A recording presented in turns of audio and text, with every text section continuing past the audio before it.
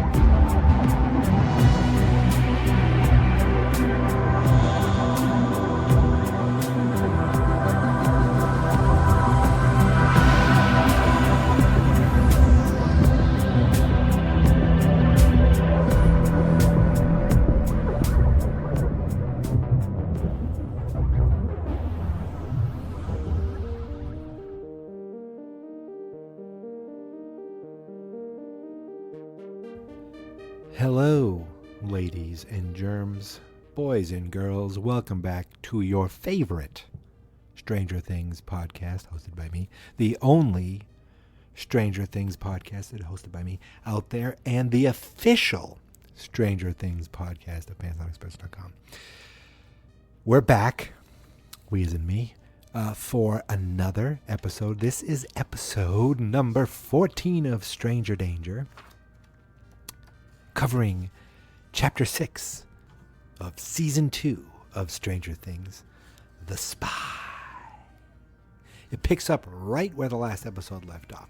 Will's freaking out since he was, there was the burning of the roots of the caves. The soldiers came in and burned him, and Will, freaked out. They've taken him into the Hawkins lab, and they're running tests on him. And Hopper, meanwhile, is getting hosed down because he was in the caves and he breathed in all that crap and he was surrounded by it. And Will is just, freaking out, yelling, "It's burning, it's burning. Where does it burn?" Everywhere. And finally they sedate him. Meanwhile, we cut over and Steve and Dustin are driving. We last left off with them. Dustin kind of roped Steve into his needs. He's filling in Steve on everything that has to do with Dart. And it's awesome because they're driving and they're listening to Queen, Hammer to Fall, awesome song. And they go back to Dustin's basically to confront and probably kill Dart. They open up the storm cellar. Steve goes down with the bat, but all he finds is his skin. And he brings down Dustin, and there's just a hole and a long tunnel. Dart is out there. He's escaped, and he's out in the wild. Dustin, this is all your fault, buddy. Back over at the buyer's house, this time suits get into the house. They open up the door, and it's just a bunch of suits from the lab. They're taking pictures of everything. They're going through everything in the house. Back at the lab, Joyce is talking to a bunch of doctors, trying to figure out what the hell is going on. That thing, it did something to him. Okay, and these now memories, as you call them, how long has he been experiencing them? I told you since Thursday, since I found him in the field. And why wasn't he brought in? I have been bringing him in. And what have you done? Nothing. Nothing. These are new symptoms, Joyce. No. He has been telling you over and over that something's wrong. And you said it was all in his head. You said, be patient. Those were your words. I understand that you are upset, okay? I get it. And I would be, too, if I were in your shoes. But we are all in the same boat here, and I just need you to try... Wait, stay calm? trust you.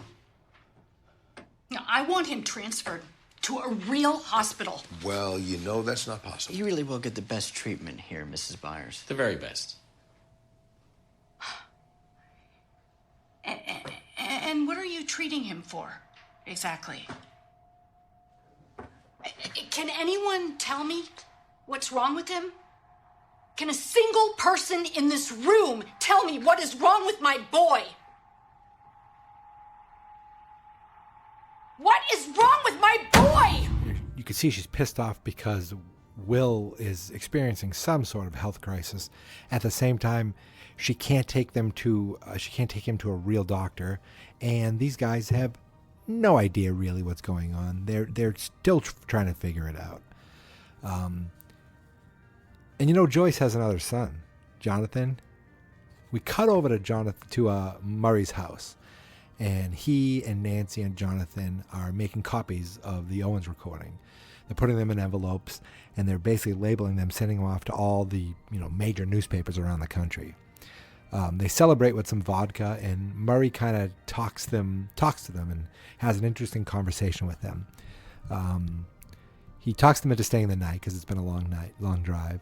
But he's confused. He thought they were actually together as a boyfriend and girlfriend, and they're denying it. And he basically calls them on it. He doesn't buy it. He talks to Nancy, Jonathan, saying about daddy issues, and Nancy about the boy that she likes but doesn't love. He kind of figures them out. And he says they're adorable. Says you could take the bed, you can take the couch, but what do you let's not stop trying to fake it. Just both take the bed. But there's like the whole will they won't they moment. I mean, it's like 5 minutes of them in the bed, them not being able to sleep, them going to talk to each other, them leaving again, not being able to sleep, come back, and finally they get at it and they get it on. And Murray was right. And sorry, Steve, you are awesome, but you deserve better than Nancy. You didn't do anything to deserve this. Over at Lucas's house again, he actually catches his sister with his He-Man toy, and that's when he finally finds out that Dustin has been calling with the code Red. He calls into Dustin, and he and Steve are kind of they have all this chuck meat that they're put in a bucket, and they start creating a path. They're trying to lure Dart, and they call Dustin to meet them. And I love in movies or shows and stories like this when groups of characters that have been apart finally start getting together for the greater good. And this is the beginning of that for some of our core characters. Back at the lab, Hopper gets a clean bill of health, even though he's been puking. They've given him the green light. And Owens gives him a hazmat suit, and he's like, what the hell is this for? He goes, I want to show you something.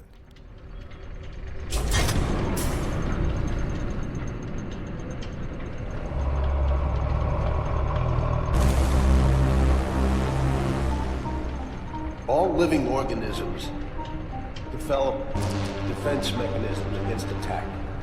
They adapt. They find some way to survive.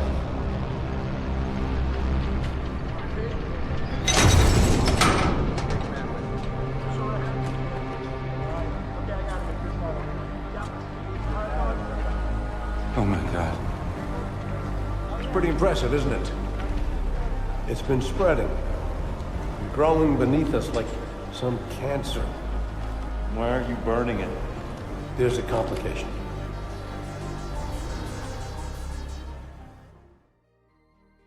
This is the first time we get a really good look at whatever the hell it is. I mean, I feel like this is the real gate. Like, this is the heart of everything. In the finale, we've all watched the whole season. In the finale, you kind of see the shadow monster behind this. So this might be the actual gateway, or it's the heart. It's something. It's just a major part of this spreading monster. And why can't they just burn it? Why can't they just blow it up? Maybe blow it up. That might be something interesting. But there's a complication. Of course, the complication is that it appears to be connected to Will. Will is the complication. Upstairs in the lab, speaking of Will is still asleep while Joyce and Bob are having the talk, basically kind of explaining everything that's been going on. They made me sign like 1,000 documents. I mean, we all had to. We had to. I mean, I lost track at a certain point. They're going to make you do the same, I'm sure. Yeah, whatever. What kind of documents? Confidentiality, and these official forms saying like nothing ever happened, which is why. Will got lost in the woods. Yeah. Man, I always thought stuff like this happened in movies and comic books. Well, certainly not in Hawkins, and certainly not someone like you. Or you. Yeah. Bob Newby, superhero. Oh, Bob. You are a superhero, buddy. You're our hero. Actually, right after that conversation, Will wakes up. And thing is that he doesn't recognize Bob. He's like, who are you? Jump back over to Murray's place, and Murray's making Nancy and Jonathan breakfast. And there's just this awkward silence. And he's like, hey, how was the couch last night? And Jonathan almost spits up his food. He knows they spent the night together, and he's just had a fun little conversation with them. Nancy calls home and basically says she had a good time at her friend's house. Jonathan can't reach the house, but he just figures, he heard that Mike is sleeping over Will's house, so he just figured they're out. Murray gives them the rest of the vodka, sends them on their way rather harshly. He says, watch the papers, and if you need to reach me again, don't, and slams the door right in their face. Meanwhile, our love-struck buddy Lucas shows up at Max's, rings the doorbell. Luckily, Billy is there lifting, smoking, and listening to Rat. I did one of those things growing up. I didn't lift weights. I didn't smoke. But yeah, I listened to plenty of Rat. But because he's doing that, luckily he doesn't answer the door. Max opens the door, sees it's Lucas, and freaks because she's afraid of what Billy's going to do. Billy does get suspicious, but Max kind of comes around and says it's Mormons. He checks, no one's there. And she goes right to her room where Lucas is waiting on his bike. Max jumps on the bike and, says, I have proof. You need to come with me. It's an emergency. And they get the hell out of there. Back over at the lab, Will is awake and Dr. Owens is checking on him, asking him questions, asking who he remembers. And do you know your name? Will. Your full name? William Byers. Do you know who I am? Doctor. Have we met before? I don't remember. You don't remember me? Okay. How about this guy here? Know who that is? It's all right. Take your time. That's my friend. Mike. What about me, kid? You remember me?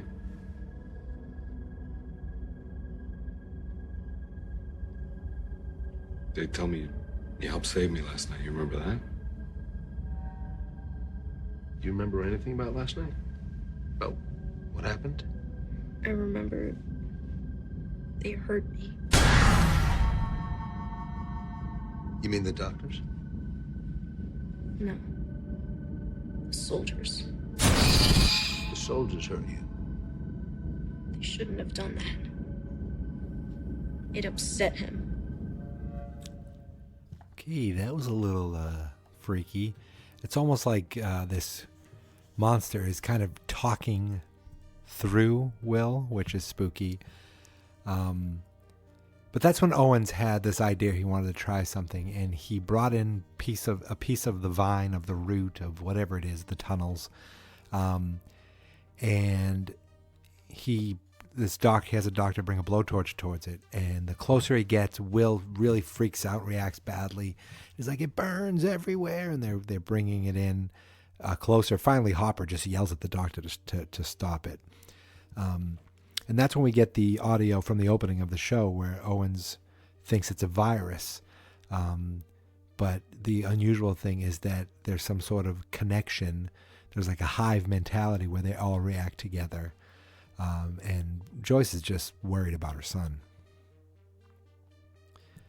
Meanwhile, out in the wild, Steve and Dustin are talking. They're walking on train tracks, and they're just kind of, dropping the meat as part of their route. They're like breadcrumbs for monsters. They're trying to lure Dart.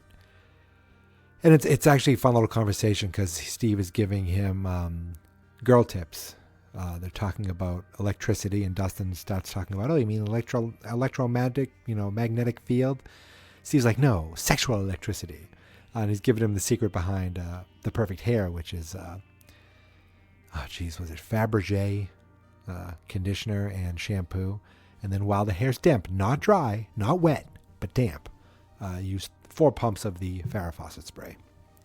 And as they're walking along the train tracks, an ode to Stand By Me, I'm sure, you see they walk by one of the yellow flags that Hopper or his deputies marked to tell that they're walking kind of right near the area where the roots had spread. There's a great little moment. 11's not in this episode at all, but there's a great little moment where Hopper checks in at the cabin. He tries Morse code. He tries talking to her, but really what he said is pretty sweet. He said, I'm not mad, I'm just sorry. He wants her to eat something other than Eggos. And he said he'll be back soon, but really what he doesn't realize, and this was good for him anyway, just to get these feelings out. And you could just see, I don't know if he was touching the blue bracelet from his daughter, but you could just feel the pain in his eyes. The sorrow, the regret that he was too mean to her. The sad thing is his cabin's empty. He's talking to nobody. Back inside the lab, the doctors are alone now with Owens, and they're kind of going over brain scans of Will, showing, abnormal activity. It's like, this is him, this is normal. This is Will, 3 hours ago. This is Will now. And it's like this giant, like just massive showing of electrical something going on in the brain.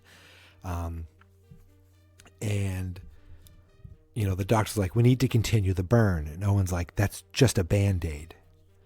He's like, we have to do it. And he's like, and what about the boy? What if the boy dies? Oh, Will dies, he dies. And Owens is like, say that to me again. And that's he goes off to think. And that's the moment where you realize that Owens is not Dr. Brenner. Owens is better. Owens is essentially a good guy. And meanwhile, in Will's room, Joyce is just getting antsy. She wants answers. She wants something. So she walks up to these 2 military police. They're blocking the door. Tries to get through to them. She can't. And Will's just watching them. And you can see him kind of having these nervous visions. He's looking at the gun. He's looking at the police. He sees them. And he finally says to Mike, Mike notices that Will's kind of acting weird. And he's like, the shadow monster. I think I know how to stop him. Now, we know what happens in this episode. It seems to me that the shadow monster saw the guns, realized the threat, and realized he needed to do something about it. And so he used his spy to do something about it. We'll get there. So there are some quick scenes with the different characters. We see Steve and Dustin. They end up at the junkyard that Lucas and Mike had a fight in last year. And Steve was like, this is perfect. This is really perfect. And you can see the look in Dustin's eyes that he loves getting Steve's approval. While they're there, setting up meat and everything, Lucas and Max show up.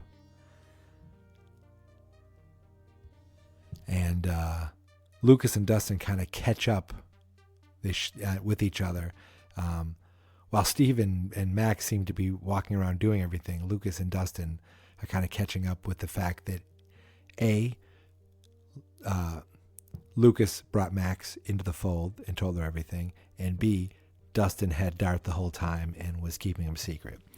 So that is known, but these four people are now together. See, as I said, I love when people start getting together in these groups. But it's funny, Steve's like, what the hell are you guys doing? You're talking, and me and some random girl are doing all the work. We cut over to Jonathan and Nancy. They finally get home, they walk into the house, and they see the vine drawings, the map everywhere. And they hadn't seen this yet, so they are freaking out. You know, last year it was the light bulbs. This year it's this giant map of underground Hawkins. Jonathan finds the monster drawing, and he also finds a tin of Polaroid film. And he's like, I don't use Polaroid film, so he knows something's up. He knows someone else has been there taking pictures. Where are those pictures? They're over at the lab. So these weren't taken in secret. These guys didn't break in. These photos were taken so that the entire map could be recreated with those Polaroid photos. They're on this giant table, and Will's going over them and looking. And, you know, some of the doctors getting antsy, but Owen's like, you know, let him do this. Give him some time. And he finally points to an area that he thinks is important and thinks the shadow monster doesn't want them to see that area. We cut back, and there's Steve, Max, Lucas, and Dustin. And they're kind of setting up for battle for Dart. They're setting up obstacles. They're putting gas all over the meat. And they go hide in that bus, which is the same bus that their boys hid in last year. While this is happening, the lab soldiers go inside the tunnels and follow Will's maps, Will's directions. But we cut back to, so it's kind of going back and forth quickly, going to little things to each section. Back at the junkyard, Lucas is on top of the bus with a lookout. Max gives a question to Steve, you know, asking if it was a bear. Dustin gets pissed off at her, so she's like, whatever. She goes upstairs and hangs out with Lucas instead. They have a nice little talk where Max just kind of opens up to him, talking about her parents' divorce, talking about how Billy's mean to her, takes it out on her. You could see they bonded nicely, and then all of a sudden you hear the roar of Dart. So Dart is nearby, but he's not quite taking the bait, and Steve, who apparently is crazy and awesome as far as Dustin is concerned, he decides that he's going to be the bait, goes outside with the baseball bat, starts creepily walking, but the thing is, Dart's not alone.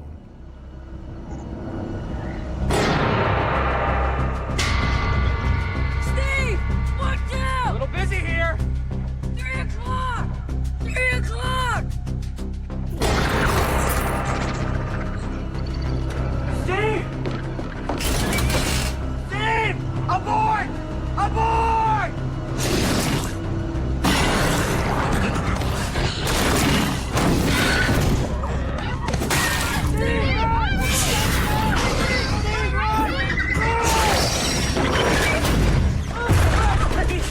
Are they rabid or something?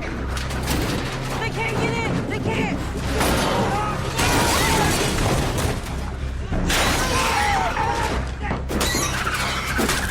Is anyone there? Mike! Will! God! Anyone! We're at the old junkyard, and we are going to die!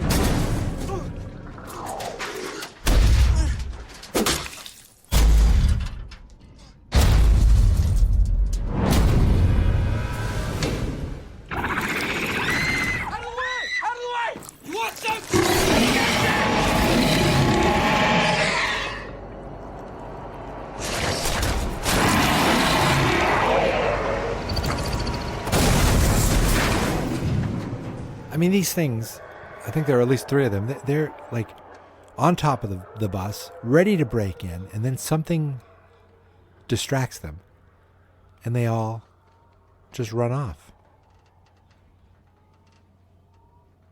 leaving everybody back at the bus by themselves.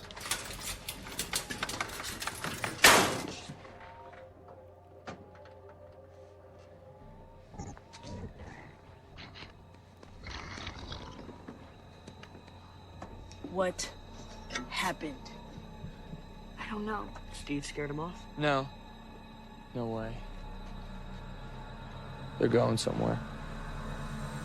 I wonder where they're going.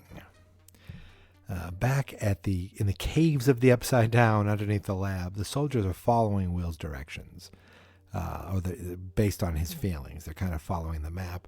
One of the guys says, "Stay frosty," which I'm almost positive is from Aliens, which, of course, Paul Reiser was in. Hopper, looking on, recognizes where they are. It's the graveyard area where he was at.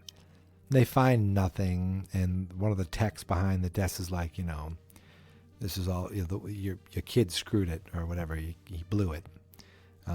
Shit the bed, I think is what he said, something like that. But then fog starts rolling in, and... We got some kind of fog moving in now.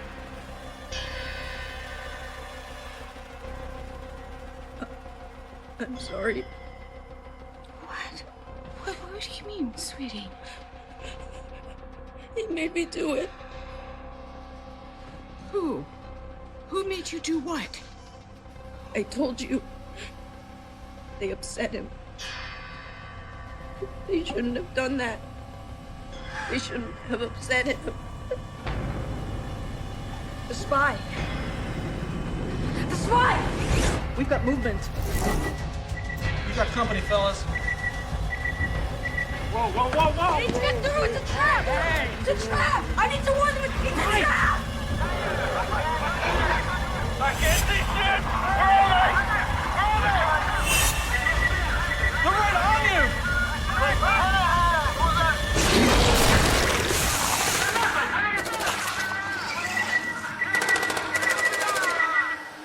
Well, sweet. Talk to me. You've got to help me understand. It's too late.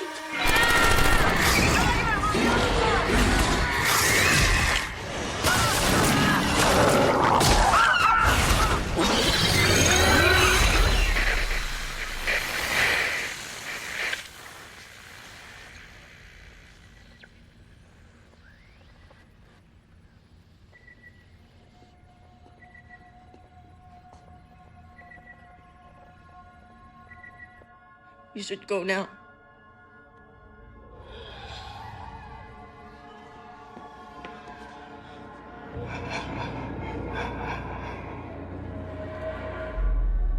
They're almost here.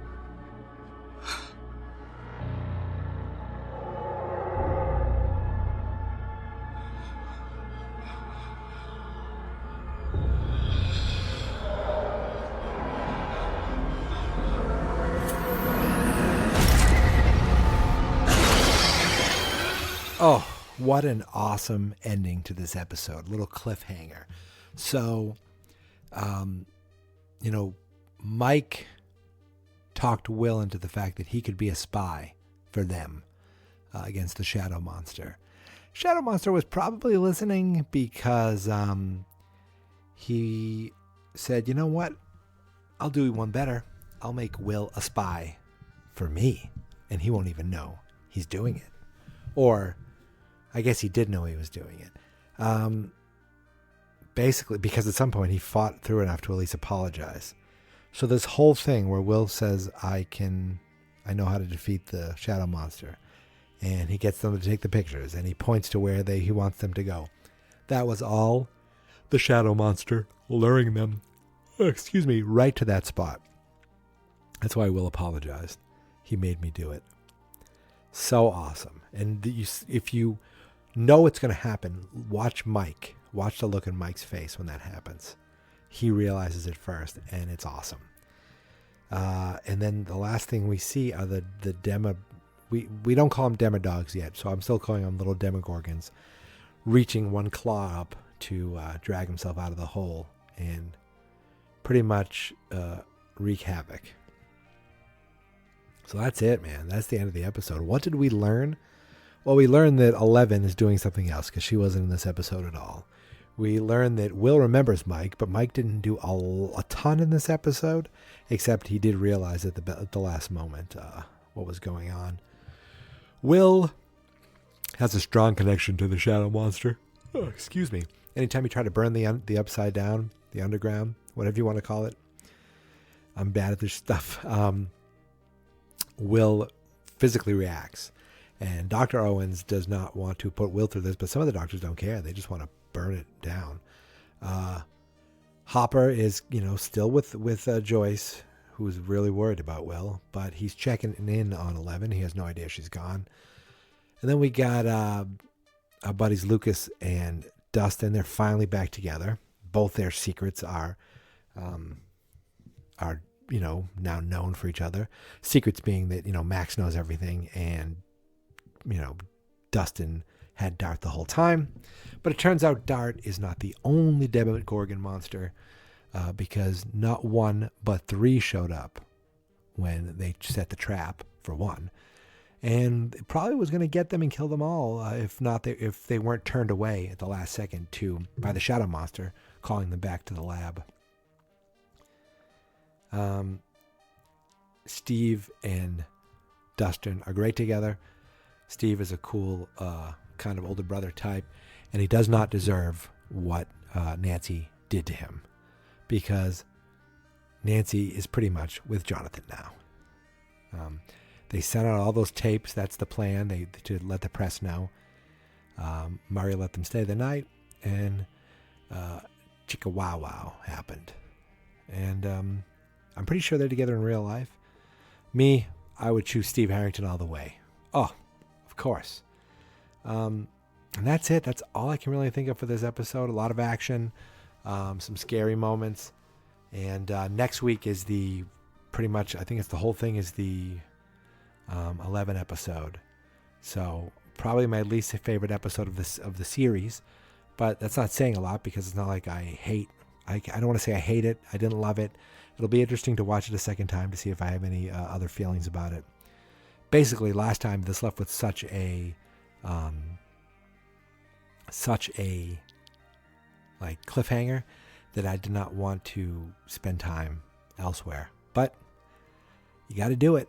It's all part of the story. So I'm looking forward to do that next week. But until then, thank you very much for listening. My name is Mike, and this podcast is Stranger Danger, part of Geek Mentality, and part of fansnotexperts.com. You can find me on Twitter at Geek Mentality, and if you search the hashtag Stranger Danger Podcast, you will always find every episode on Twitter, and of course on our Facebook page, which is facebook.com/fansnotexperts.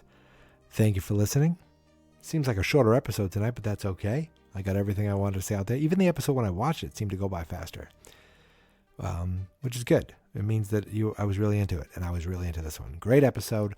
Looking forward to seeing you again next Friday. We only have a few Fridays left, and this little mini-series is done until season 3, which is not going to be for a while. So I hope you've enjoyed. If you've enjoyed this, go sign up for my main podcast, Geek Mentality. I just put up a Last Jedi episode. It was an instant reaction from when I saw it last night. It's a lot of me babbling and gibberish, but I don't have notes, so I just kind of speak off the top of the head. Off the top of the head, that's not even a saying. Other than that, I'll do podcasts sporadically here and there, but come every June, you'll see 30 podcasts in 30 days. That is the Fans Not Experts Geek Mentality guarantee. But that's not what this is about. This is about Stranger Things. Thank you for listening. Thank you for enjoying episode 6 of season 2, The Spy. And until next week, beware the Shadow Monster.